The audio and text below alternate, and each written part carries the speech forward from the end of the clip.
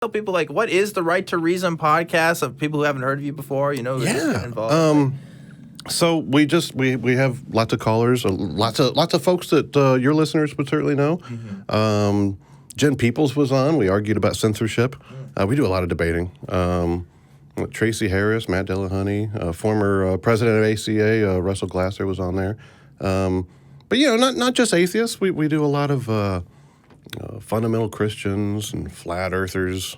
We do a little too much flat Earth. I actually got an email recently that said if you do any more flat Earth, I'm never listening to The Right to Reason again. So. We haven't had enough. It's understandable. We haven't had enough flat Earth people on Truth Wanted, honestly. I'd love more calls. Here's a secret Good move. you guys don't... Good move. Right?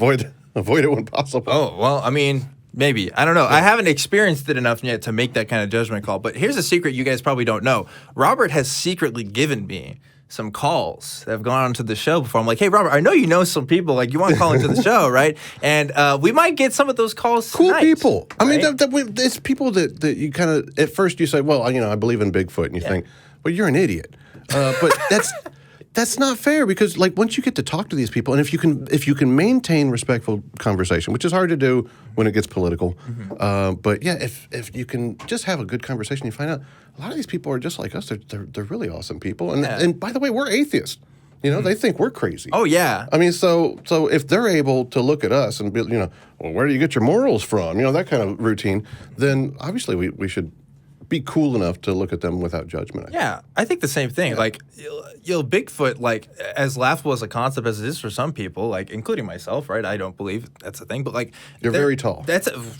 Yeah. There's some people who would probably mistake me as Bigfoot. That's not, an exaggeration. But there's people out there who do believe in this stuff, who form communities around this stuff, and it's like, they exist. Like, you have to acknowledge that they are a thing, right? You can't just say these people don't exist, because they do, and, like, they want to have conversations about this stuff just as much as I do, I think. Like, I would love it if we got to talk about Bigfoot more in particular. That's something I don't think we've explored enough. There was a guy a few weeks ago who messaged me on Twitter who wanted to call in about the deer man that he's seen in central Alberta, the central Alberta deer man. And I guess it's like Bigfoot, where it's just like a But he's guy. like part deer, part man. Like that's part of that whole crypto thing. Right. The crypto people are like the least offensive ones. They're really cool. They're like country folk. Yeah. That's so interesting to me to come to beliefs like that. Especially, like, I just don't know. I guess you have to have an experience with that sort of thing to really believe that, right? Because, like, I've never had an experience where I thought, like, oh, I saw a flying saucer in the sky or something like that, or I saw, like, Bigfoot in the woods. My brother and I used to, when we were living in Georgia, we would go out into the woods, and there was this train track that would run, and we would hop on the train. It was going slow. It's not like we were doing, like, cool 007 stuff. It was extremely slow. But we would hop on it and ride it for a while. And I swore I saw something. Yeah?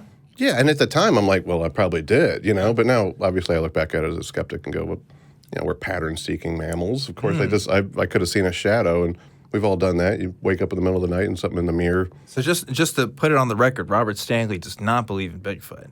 Not anymore. Okay. No, but by the way, Bigfoot did exist. What? I'm going on the record. Okay. So, but no, I mean, at one time, it was ape. Back in the whole... early time, there was a North American ape that existed that looked very man-like. North American ape? Yeah. What are you talking about? For real. Bigfoot was a thing. Now, it's not the Bigfoot that people talk about today, but, it was the modern closest. Not where mankind has seen it. No, this is way before man. Well, okay, so my knowledge of physical anthropology... Anthropithecus way back in the... Yeah. Australopithecus, but that was like, that didn't occur in North America. As far as I know, this one was. What? Okay. Google it. It's crazy. Okay. Well, now I'm gonna get emails telling me how stupid I am that I don't know about this. But you're like, well, I need to get more Bigfoot callers, and then you're like, I have a Bigfoot guest. So that'd be great. No, I'm not saying he exists. I'm just saying he did. If I knew somebody in the area that believed in Bigfoot like wholeheartedly and wanted to talk about it, I'd bring him on. Like, I'd have him sit right next to me. I'd love to talk about that. That'd be cool. I don't know. Yeah, that's play banjo music as your intro. Oh my gosh, that'd be so funny. I guess there is a correlation there. I guess, you know, I'm used to seeing like the History Channel stuff where you have the documentaries and there's always some guy who lives in like Nowheresville, Kentucky, who has like kind of this experience and stuff. And I guess, I mean, you can attribute that to a lot of things. I guess you could say that's like lack of education. I guess you could say, you know, it's just like an isolated incident. Yeah, it's never like a professor that believes in Bigfoot. Yeah, it's never somebody from academia that has like one of those, or a 9/11 truther. It's like, you know.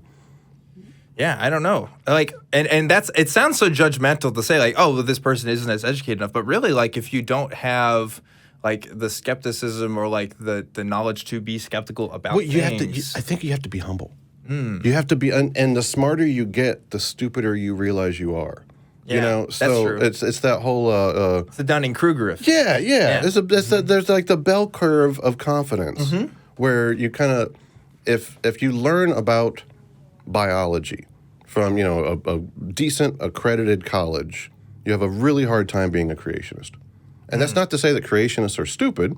It's just to say that they're not humble enough to think that maybe they didn't come from a divine source that breathed the breath of life into humanity. Right? Yeah, creationism, that's a whole... I never grew up as a creationist. I knew people around me that did. And, like, where we live in particular, I think that's a pretty popular belief. I don't know if it's, like, the majority, but, you know, where we grew up, I'm certainly... Like, we were surrounded by people who kind of believe that. But, like, it was always, like... They applied skepticism to things. I think people do apply skepticism, but it's kind of in... I don't want to say the wrong way, but it's like, well, okay, if evolution is real, then why are there still monkeys? You know what I mean? Like they haven't been educated on that topic. Yeah, well, it's like... I mean, that's just... Yeah, it's a misunderstanding of terms and stuff. The weird thing is, some of these creationists are highly intelligent people. They might not be highly educated in topics regarding like biology or anthropology or you know, just basic sociology, you know, or whatever. That might not be their field of interest. They might be a dentist, you know. But lots of times they're very intelligent, but the smarter they get, the more they double down, and that's so bizarre. I mean, the people that attacked 9/11 were they had bachelor's degrees, right?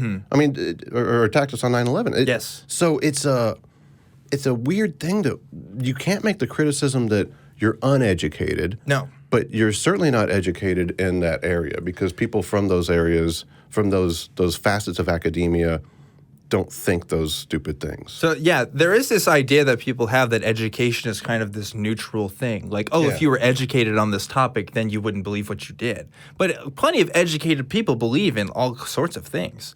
I come from a family who, some of them have master's degrees, and, like, they believe in stuff that I wouldn't. I don't know, like that the soul could begin a conception, right? It's like, well, there's just no, I don't see a reason to have a belief like that, but, you know, that's just how, it's part of how they're raised, it's part of their cultural understanding, there's a lot of factors that go into it, and it annoys me the most, Robert, and you've probably seen this a lot, where people attribute specifically intelligence to a belief or not, where it's like, oh, if you're intelligent, you have to believe, we're right? very bad about that in the atheist community. I think so. Very bad about it. We come off a little smug, and I think we need to rethink that as a community, because it's an easy thing to criticize somebody when they say, "I believe that a talking snake talked to a rib woman and convinced her to pollute all humanity with sin," and you laugh at it, but it's not necessarily that's a dumb person. It's a dumb idea, and we got to respect people, not necessarily their ideas. Yeah, absolutely. And again, I mean, I must say this every freaking week, but I have a show like this because I want to give a place for people to give their ideas and not feel like that they are dumb or like that they just embarrassed to kind of share these things. Because if you talked to me, Robert, a few years ago, you would have been like, what the fuck is this guy saying? You and me both. Yeah, I was a fundamentalist. Yeah, absolutely. And we got to give space for people to kind of explore things on their own, to kind of be like I didn't get to where I'm at in a day. It took a lot of reading, it took a lot of patience, it took a lot of now here's the crazy thing. Are we gonna think we're stupid 5 years from now? Like our present us? God, I hope so. I hope so. You know? That's insane. That's insane to think. Yeah. It really is. Because if I'm not, then that kind of just shows I'm not growing as a person. You know? Right. Yeah. Right. Because you're not gonna figure it out. I think you're not going to figure it all out. There's no way to do it. I could be vegan in a few years. I could be I could see myself changing on a lot of things in the future. I don't think I'll be vegan. Well, You say that now. I say it now. I would have never thought I'd be an atheist. Yeah, I never thought so either. Yeah. I definitely had that perception of atheists in my mind of they're just nasty people who just had who just, I didn't even know what it was.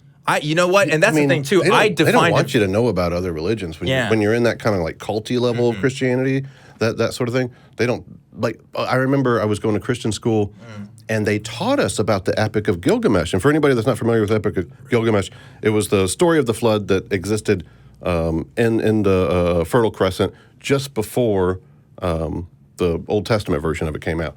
So obviously, since it predates it, then that lets you know that the whole Jewish story is just copying what came before it. But they taught us about it, but they told us that Satan put it there to trick us, like dinosaur bones. And so they prep you for it. They don't give you all the information. They give you just enough to make you an apologist. Wow. Okay, so my experience with creationism, I did not grow up with that at all. I had books that talked about dinosaurs being millions of years old. It was like, okay, whatever. I remember the first time one of my earliest memories of encountering it was, I think it was like, I was up late one night or something, and I was a real little kid, and I think it was like the 700 Club was on or something. And somebody was talking about the Leviathan in the book of Job. Yes. And someone was saying like, oh, well, this description of the Leviathan kind of matches this dinosaur here. And I remember asking my dad like the next day, like, is this true? And it's like, well, some people kind of believe that, but you know. Like Loch Ness Monster. Yeah. Like, and then there was the Japanese vessel that like pulled up some kind of like weird seaweed looking thing in the 70s. And that we actually had that photo in my history book of being like, well, this is evidence for Leviathan from the Old Testament. What? Oh, that's a new one to I me. think the book of Job talks about it, and Behemoth. I don't know about the photos in the 70s. That's a new one. But yeah, I mean, if you just Google 70s Japanese vessel pulls up Leviathan or something like that, like it's insane that so many people jump on board that it's actually in textbooks that they teach children. People find evidence to fit what they already and it was believe. just rotten. It was just a rotten thing, and it looked like it had like the flappers and the old pictures of dinosaurs that you see like drawn out or what have you. But wow.